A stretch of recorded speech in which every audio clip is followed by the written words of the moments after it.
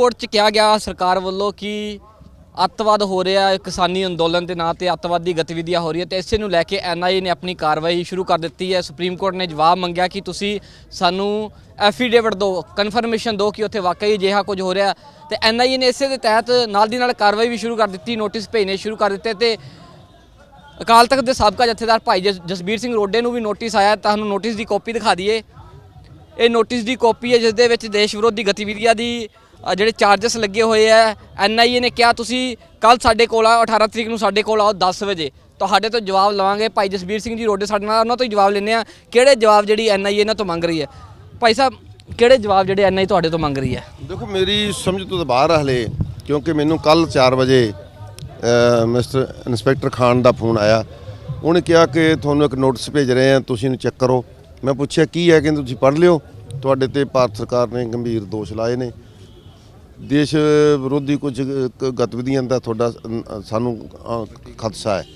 ਮੈਂ ਉਹ ਨੋਟਿਸ ਪੜ੍ਹਿਆ, ਮੈਂ ਵੀ ਹੈਰਾਨ ਹੋਇਆ। ਮੈਂ ਆਪਣੇ ਵਕੀਲ ਨੂੰ ਭੇਜਿਆ, ਉਹਨੇ ਮੈਨੂੰ ਦੱਸਿਆ ਕਿ ਇਹ ਤੇ ਬੜੇ ਖੂੰਖਾਰ ਬੰਦੇ ਦੇ ਉੱਪਰ ਇਹੋ ਜਿਹੇ ਦੋਸ਼ ਲੱਗਦੇ ਨੇ, ਤੁਹਾਡੇ ਤੇ ਜਿਹੜੀਆਂ ਧਾਰਾਵਾਂ ਲਾਈਆਂ ਗਈਆਂ ਬੜੀਆਂ ਗੰਭੀਰ ਨੇ, ਪਰ ਤੁਹਾਨੂੰ ਇਨਵੈਸਟੀਗੇਸ਼ਨ ਦੇ ਵਿੱਚ ਸ਼ਾਮਲ ਹੋਣਾ ਚਾਹੀਦਾ। ਔਰ ਮੈਂ 18 ਤਰੀਕ ਨੂੰ ਜਾਊਂਗਾ। ਪਰ ਮੈਨੂੰ ਇਹ ਲੱਗਦਾ ਹੈ ਕਿ ਗੌਰਮੈਂਟ ਇਸ ਚੀਜ਼ ਤੋਂ ਬਖਲਾਹਟ ਵਿੱਚ ਹੈ ਕਿ ਕਿਸਾਨ ਸੰਘਰਸ਼ ਨੂੰ ਜਿੰਨੀ ਵੱਡਾ ਸਪੋਰਟ ਆਸਰਾ ਮਿਲਿਆ ਹੈ, ਸਮਰਥਨ ਮਿਲਿਆ ਹੈ, ਇਹ ਬਹੁਤ ਕਿਤੇ ਸਮੇਂ ਬਾਅਦ ਏਡੀ ਵੱਡੀ ਇੱਕ ਲਹਿਰ ਖੜੀ ਹੋ ਗਈ।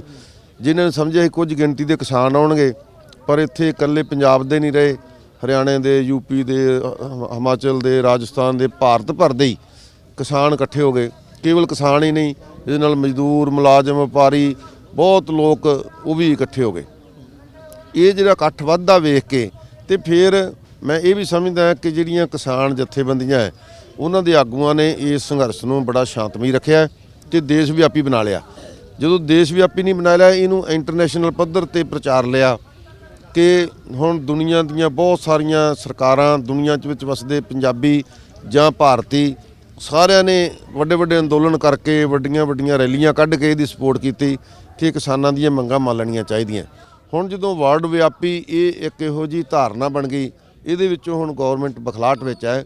ਕੇਸ ਸੁਪਰੀਮ ਕੋਰਟ ਵਿੱਚ ਪਾਇਆ, ਸੁਪਰੀਮ ਕੋਰਟ ਵਿੱਚ ਕਿਸਾਨ ਨਹੀਂ ਗਏ, ਸਰਕਾਰ ਗਈ ਹੈ ਤੇ ਸੁਪਰੀਮ ਕੋਰਟ ਨੇ ਕਿਹਾ ਕਿ ਸ਼ਾਂਤਮਈ ਸੰਘਰਸ਼ ਕਰਨਾ ਹਰ ਇੱਕ ਦਾ ਅਧਿਕਾਰ ਹੈ। ਉਹ ਅਧਿਕਾਰ ਕਿਸਾਨਾਂ ਦਾ ਵੀ ਹੈ। ਕਿਸਾਨਾਂ ਨੂੰ ਅਸੀਂ ਜ਼ਬਰਦਸਤੀ ਨਹੀਂ ਉਠਾ ਸਕਦੇ, ਉਹ ਸ਼ਾਂਤਮਈ ਸੰਘਰਸ਼ ਕਰ ਸਕਦੇ ਆ।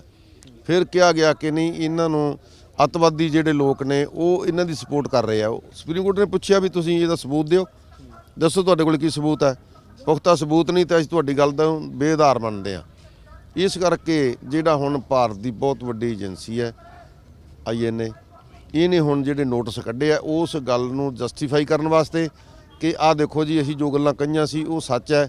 ਇੱਥੇ 150 ਬੰਦੇ ਦੀ ਇਨਵੈਸਟੀਗੇਸ਼ਨ ਹੋ ਰਹੀ ਹੈ, ਅਸੀਂ ਉਹਦਾ ਪਤਾ ਕਰ ਰਹੇ ਹਾਂ ਕਿ ਇਹ ਕਿਵੇਂ ਦੇਸ਼ ਵਿਰੋਧੀ ਤੱਤਾਂ ਨਾਲ ਮਿਲੇ ਹੋਏ ਨੇ, ਦੇਸ਼ ਵਿਰੋਧੀ ਗਤੀਵਿਧੀਆਂ ਕਰ ਸਕਦੇ ਨੇ। ਇਹੋ ਜਿਹਾ ਇਹਨਾਂ ਨੇ ਇੱਕ ਜਾਲ ਜਿਹਾ ਬਣਾਇਆ ਜਿਹੜਾ ਕਿ ਡੈਮੋਕ੍ਰੇਸੀ ਦੇਸ਼ ਨੂੰ, ਕਿਸੇ ਨੂੰ ਡੈਮੋਕ੍ਰੈਟਿਕ ਦੇਸ਼ ਨੂੰ ਸੋਭਦਾ ਨਹੀਂ।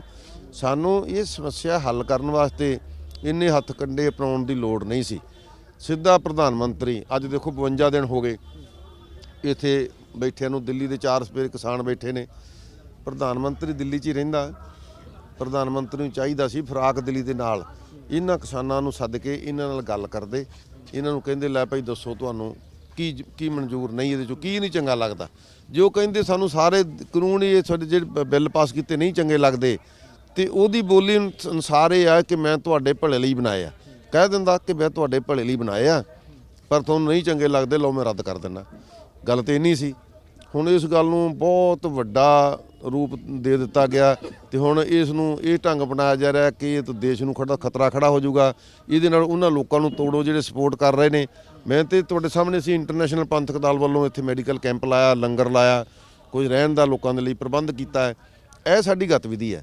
ਇਹ ਗਤੀਵਿਧੀ ਜੇ ਦੇਸ਼ ਵਿਰੋਧੀ ਹੈ, ਦੇਸ਼ ਧਰੋਹੀ ਹੈ, ਤੇ ਇਹ ਸੋਚ ਗੌਰਮੈਂਟ ਦੀ ਹੈ, ਗੌਰਮੈਂਟ ਦੀ ਏਜੰਸੀ ਦੀ ਹੈ, ਉਹ ਕਰ ਲੈਣ। ਮੈਂ ਕੈਮਰਾ ਪਰਸਨ ਵਿੰਤੇਸ਼ ਨੂੰ ਕਹੂੰਗਾ ਇੱਕ ਵਾਰ ਲੰਗਰ ਦੀਆਂ ਤਸਵੀਰਾਂ ਵੀ ਦਿਖਾ ਦੇਣ, ਇੱਕ ਵਾਰ ਮੈਡੀਕਲ ਦੀਆਂ ਤਸਵੀਰਾਂ ਵੀ ਦਿਖਾ ਦੇਣ, ਕਿਉਂਕਿ ਇਹਨਾਂ ਨੂੰ ਨੋਟਿਸ ਆਇਆ, ਕਿਉਂਕਿ ਇੱਥੇ ਲੰਗਰ ਚੱਲ ਰਿਹਾ, ਮੈਡੀਕਲ ਚੱਲ ਰਿਹਾ, ਜੋ ਕਿਸਾਨ ਅੰਦੋਲਨ ਕਰ ਰਹੇ, ਤਸਵੀਰਾਂ ਦਿਖਾ ਦੇਣ। ਬਾਬਾ ਜੀ ਉੱਪਰ ਨਾ ਇੱਕ ਸੰਤ ਬਾਬਾ ਜਰਨੈਲ ਸਿੰਘ ਖਾਲਸਾ ਜੀ ਦੀ ਇੱਕ ਫੋਟੋ ਤਸਵੀਰ ਲੱਗੀ ਹੋਈ ਹੈ। ਬੰਤੇਸ਼ ਨੂੰ ਕੈਮਰਾਮੈਨ ਨੂੰ ਕਹੂੰਗਾ ਉਹ ਵੀ ਇੱਕ ਵਾਰ ਦਿਖਾ ਦੇਣ। ਕਿਤੇ ਆ ਫੋਟੋ ਕਾਰਨ ਤਾਂ ਨਹੀਂ ਜਿਹੜਾ ਨੋਟਿਸ ਆਇਆ, ਕਿਤੇ ਤਾਂ ਮੰਨਦੇ ਤਾਂ ਨਹੀਂ ਇਹ ਫੋਟੋ ਹੀ ਕਾਰਨ ਹੋਵੇ?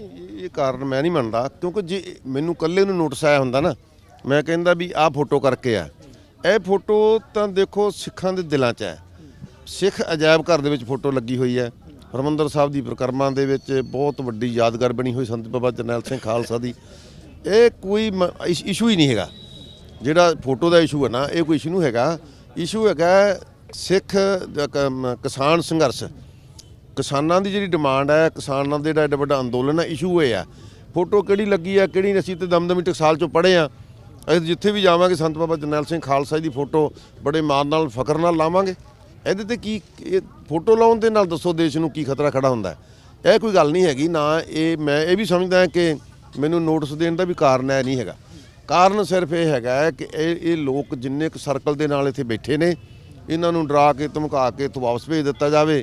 ਜੇ 100-200 ਬੰਦਿਆਂ ਨੂੰ ਅਸੀਂ ਭੇਜਿਆ ਤੇ ਉਹਨਾਂ ਨਾਲ 100-200 ਬੰਦਾ ਹੋਰ ਚਲਿਆ ਗਿਆ ਨਾਲ, ਤੇ ਅਸੀਂ ਕਹਾਂਗੇ ਲੋਕ ਜਾਣੇ ਸ਼ੁਰੂ ਹੋ ਗਏ ਜੀ। ਇਹ ਸੰਘਰਸ਼ ਦੇ ਨਾਲ ਲੋਕਾਂ ਦੀ ਕੋਈ ਹਮਦਰਦੀ ਨਹੀਂ ਹੈਗੀ।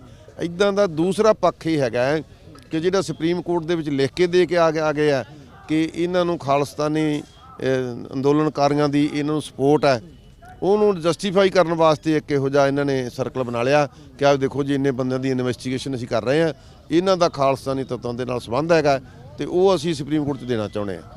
ਕੀ ਜਵਾਬ ਹੋਊਗਾ ਤੁਹਾਡਾ ਜਦੋਂ ਸੁਪਰੀਮ ਕੋਰਟ 'ਚ ਜਾਓਗੇ 18 ਤਰੀਕ ਨੂੰ? ਜਵਾਬ ਜਾਓਗੇ ਜਾਂ ਨਹੀਂ ਜਾਓਗੇ? ਜੇ ਜਾਓਗੇ ਤਾਂ ਕੀ ਜਵਾਬ ਹੋਊਗਾ? ਨਹੀਂ, ਮੈਂ NIA ਸਮਾਫ ਕਰਨਾ, NIA ਮੈਂ ਜਾਊਂਗਾ। ਮੇਰਾ ਕੋਈ ਖਾਸ ਜਵਾਬ ਨਹੀਂ ਹੋਣਾ, ਕਿਉਂਕਿ ਮੈਂ ਤੇ ਖੁੱਲੀ ਕਿਤਾਬ ਹੈ। ਜੋ ਕੁਝ ਹੈਗਾ ਤੁਹਾਡੇ ਸਾਹਮਣੇ ਲੰਗਰ ਲੱਗੇ ਨੇ, ਆ ਕੁਝ ਲੱਗਾ ਸਾਰਾ ਕੁਝ ਹੈ। ਇਹਨੂੰ ਅਗਰ ਗੌਰਮੈਂਟ ਸਮਝਦੀ ਗਲਤ ਹੈ ਤੇ ਇਸ ਗਲਤੀ ਦੀ ਕਾਰਨ ਮੈਨੂੰ ਅਰੈਸਟ ਕਰਨਾ ਚਾਹੀਦਾ ਤੇ ਉੱਥੇ ਅਰੈਸਟ ਕਰ ਲਵੇ, ਜੇਲ੍ਹ ਭੇਜਣਾ ਜੇਲ੍ਹ ਭੇਜ ਦੇਵੇ। ਗੌਰਮੈਂਟ ਨੂੰ ਜਿਵੇਂ ਚੰਗਾ ਲੱਗਦਾ ਵੀ ਅਸੀਂ ਆਹ ਕੰਮ ਦੇਸ਼ ਦੇ ਭਲੇ 'ਚ ਇਹਨਾਂ ਨੂੰ ਬੰਦਿਆਂ ਨੂੰ ਅਰੈਸਟ ਕਰਨਾ ਚਾਹੀਦਾ, ਇਹ ਸੋਚ ਉਹਨਾਂ ਨੂੰ ਮੁਬਾਰਕ ਹੋਵੇ। ਪਰ ਮੇਰੀ ਇਹ ਸੋਚ ਨਹੀਂ ਹੈ ਕਿ ਇਹਨਾਂ ਹੱਥਕੰਡਿਆਂ ਦੇ ਨਾਲ ਇਹ ਆਪਣਾ ਇਮੇਜ ਵੀ ਖਰਾਬ ਕਰੂ ਭਾਰਤ ਸਰਕਾਰ, ਤੇ ਅੰਦੋਲਨ ਨੂੰ ਵੀ ਗਲਤ ਦਿਸ਼ਾ ਪ੍ਰਦਾਨ ਕਰ ਸਕਦੇ ਆ। ਇਸ ਕਰਕੇ ਇਹ ਅੰਦੋਲਨ ਉਸੇ ਢੰਗ ਦੇ ਨਾਲ ਹੀ ਸਮੇਟ ਲੈਣਾ ਚਾਹੀਦਾ ਜਿੱਥੋਂ ਤੱਕ ਕਿਸਾਨਾਂ ਦੀਆਂ ਮੰਗਾਂ ਸਿਰਫ ਇੰਨੀਆਂ ਜਿਹੜੀਆਂ ਖੇਤੀ ਨਾਲ ਸੰਬੰਧਿਤ ਹੈ। ਇਸ ਕਰਕੇ ਇਹਨੂੰ ਕਿਸੇ ਅੰਦੋਲਨ ਨਾਲ ਜੋੜ ਕੇ, ਕਿਸੇ ਸੰਘਰਸ਼ ਨਾਲ ਜੋੜ ਕੇ ਪੇਸ਼ ਕਰਨਾ, ਉਭਾਰਨਾ, ਮੈਨੂੰ ਇਹ ਵੀ ਲੱਗਦਾ ਹੈ ਕਿ ਗੌਰਮੈਂਟ ਜਾਣ ਬੁੱਝ ਕੇ ਜਿਹੜਾ 2020 ਮਸਲਾ ਸੀ ਜਾਂ ਹੋਰ ਸੀ, ਇਹ ਇਸ ਮਸਲੇ ਨਾਲ ਜੋੜ ਕੇ ਉਸ ਮਸਲੇ ਨੂੰ ਉਭਾਰਨਾ ਚਾਹੁੰਦੇ ਆ। ਇਹ ਨਹੀਂ ਕਿ ਗੌਰਮੈਂਟ ਉਹਦੇ ਪੱਖ 'ਚ ਹੈ, ਇਸ ਕਰਕੇ ਉਭਾਰਨਾ ਚਾਹੁੰਦੇ ਕਿ ਅਸੀਂ ਹਵਾ ਦੇ ਸਕੀ ਕਿ ਉਹ ਲੋਕ ਜਿਹੜੇ ਸੀਗੇ ਉਹ ਚੀਜ਼ਾਂ ਹੁਣ ਕਰਨਾ ਇਹਦੇ ਨਹੀਂ ਕਰਨਾ ਚਾਹੁੰਦੇ ਆ, ਇਸ ਕਰਕੇ ਉਭਾਰਨਾ ਚਾਹੁੰਦੇ ਆ। ਸਵਾਲ ਵੱਡਾ ਇਹ ਹੈ ਕਿ ਇਸ ਸਮੇਂ ਦੇ ਵਿੱਚ ਜਦੋਂ ਅੰਦੋਲਨ ਆਪਣੇ ਪੀਕ ਉੱਪਰ ਹੈ, ਪੂਰੀ ਆਪਣੀ ਉਸ ਸਥਾਨ ਤੇ ਜਿੱਥੇ ਹੋਣਾ ਚਾਹੀਦਾ ਸੀ ਅੰਦੋਲਨ ਨੂੰ, ਅੱਜ ਤੱਕ ਉਹ ਅੰਦੋਲਨ ਨਹੀਂ ਹੋਇਆ। ਕਿਸਾਨ ਆਗੂ ਬਲਦੇਵ ਸਿੰਘ ਸਿਰਸਾ ਨੂੰ ਵੀ ਆਇਆ ਨੋਟਿਸ, ਜਿਹੜੇ ਮੁਖੀ ਹੈਗੇ ਸੰਸਥਾ ਚਲਾਉਂਦੇ ਉਹਨਾਂ ਦੇ ਮੁਖੀਆਂ ਨੂੰ ਵੀ ਆਏ, ਪੱਤਰਕਾਰਾਂ ਨੂੰ ਵੀ ਨੋਟਿਸ ਆ ਰਹੇ ਆ। ਕੀ ਸੰਘਰਸ਼ ਨੂੰ ਤੋੜਨ ਦੀ ਇੱਕ ਵੱਡੀ ਸਾਜ਼ਿਸ਼ ਹੈ ਵੀ ਆਗੂਆਂ ਨੂੰ, ਜੋ ਮੁੱਖ ਆਗੂ ਜਿਹੜੇ ਅੰਦੋਲਨ ਦੀ ਅਗਵਾਈ ਕਰ ਰਹੇ ਆ, ਉਹਨਾਂ ਨੂੰ ਚੱਕ ਲਿਆ ਜਾਵੇ, ਉਸ ਤੋਂ ਬਾਅਦ ਸੰਘਰਸ਼ ਜਿਹੜਾ ਆਪਣੇ ਆਪ ਖਤਮ ਹੋ ਜਾਊਗਾ? ਮੈਨੂੰ ਲੱਗਦਾ ਕਿ ਇਹ ਜਿਹੜੀਆਂ ਏਜੰਸੀਆਂ ਨੇ ਉਹ ਬਹੁਤ ਵੱਡੇ ਭੁਲੇਖੇ 'ਚ ਹੈ। ਉਹ ਭੁਲੇਖੇ ਦੇ ਕਾਰਨ ਹੀ ਇਹੋ ਜਿਹੇ ਕਦਮ ਉਠਾ ਰਹੀਆਂ ਵੀ ਇਹਨਾਂ ਲੋਕਾਂ ਨੂੰ ਅਸੀਂ ਨੋਟਿਸ ਜਾਰੀ ਕਰ ਦਈਏ, ਇਹਨਾਂ ਨੂੰ ਜੇਲ੍ਹ ਭੇਜ ਕੇ ਜਾਂ ਇਹਨਾਂ ਤੋਂ ਥੋੜ੍ਹਾ ਡਰਾ ਧਮਕਾ ਕੇ ਅਸੀਂ ਮਸਲਾ ਹੱਲ ਕਰ ਲਵਾਂਗੇ। ਇਹ ਬਹੁਤ ਵੱਡਾ ਭੁਲੇਖਾ ਹੈ। ਇਸ ਭੁਲੇਖੇ 'ਚ ਨਹੀਂ ਰਹਿਣਾ ਚਾਹੀਦਾ। ਮਸਲੇ ਨੂੰ ਮਸਲੇ ਦੇ ਢੰਗ ਦੇ ਨਾਲ ਹੀ ਹੱਲ ਕਰਨਾ ਚਾਹੀਦਾ। ਇਹਦੇ ਵਿੱਚ ਹੀ ਦੇਸ਼ ਦਾ ਭਾਈਚਾਰਾ ਵੀ ਬਣਿਆ ਰਹੂ, ਦੇਸ਼ ਦੇ ਵਿੱਚ ਕਿਸੇ ਤਰ੍ਹਾਂ ਦੀ ਅਮਨ ਸ਼ਾਂਤੀ ਨੂੰ ਕੋਈ ਖਤਰਾ ਨਹੀਂ ਹੁੰਦਾ। ਜੇ ਇਹ ਇਸ ਢੰਗ ਦੇ ਨਾਲ ਗਲਤ ਤੋਂ ਗਲਤ ਰਵੱਈਆ ਅਪਣਾਉਣਗੇ ਤਾਂ ਇਹ ਸੰਘਰਸ਼ ਕਿੰਨਾ ਕੁ ਚਿਰ ਸ਼ਾਂਤਮਈ ਢੰਗ ਦੇ ਵਿੱਚ ਰਹਿ ਕੇ ਇੱਥੇ ਸਾਲਾਂ ਵਿੱਚ ਥੋੜ੍ਹਾ ਬੈਠਾ ਰਹੂਗਾ। ਇਸ ਕਰਕੇ ਇਹ ਸਾਰੀ ਸਥਿਤੀ ਨੂੰ ਸਮਝਦਿਆਂ ਹੋਇਆਂ ਪ੍ਰਧਾਨ ਮੰਤਰੀ ਦੇਸ਼ ਚਲਾ ਰਹੇ ਨੇ, ਉਹਨਾਂ ਨੂੰ ਕਿਸਾਨ ਸੰਘਰਸ਼ ਦੀ ਗਰਾਊਂਡ ਰਿਐਲਿਟੀ ਨੂੰ ਸਮਝਣਾ ਚਾਹੀਦਾ ਤੇ ਉਸ ਢੰਗ ਨਾਲ ਹੀ ਮਸਲਾ ਹੱਲ ਕਰਨਾ ਚਾਹੀਦਾ।